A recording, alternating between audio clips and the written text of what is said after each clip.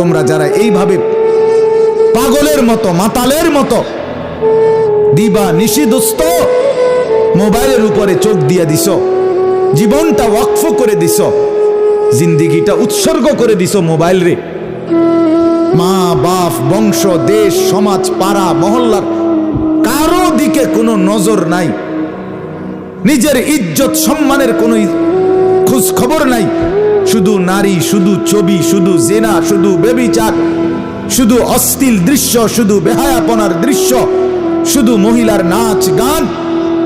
এর ভিতরেই যারা মোবাইল নিয়ে ব্যস্ত হয়ে পড়ে আছো দোস্ত, আল্লাহর কসম তোমরা কষ্ট পাইবে। আখেরাতে না বন্ধু, দুনিয়াতে। দুনিয়াতে আখেরাত তো আছেই। ইন্নাল্লাযীনা ইউহিব্বুনা আন তাশিআল ফাহিশাতু ফিল্লাযীনা আমানু লাহুম আযাবুন আলীমুন ফিদ দুনিয়া ওয়াল আখিরা। সূরা নূরের আয়াত, কোরআনুল কারীমে আল্লাহ তাআলা বলেছেন, নিশ্চয়ই যারা ইমানদারদের সমাজে অশ্লীলতা বেহায়াপনা, ফাহিশা অশ্লীলতা এবং বেহায়াপনা ছড়িয়ে দেওয়াকে পছন্দ করে, কসম আল্লাহর, আল্লাহ কোরআনে বলছেন তাদের জন্য আযাবুন আলীম, মর্মান্তিক পীড়াদায়ক আযাব রয়েছে, ফিদ দুনিয়া, দুনিয়াতেও, ওয়াল আখিরা, আখিরাতে। এটা কোরআনের আয়াত। আর বেশি দিন লাগবে না দোস্ত, আর বেশি দিন না, বেশি দিন অভাব দেখবা তোমরা যারা খুব তাফালিং করতে আসো ফলাফাইল, আর বেশি দিন না দোস্ত।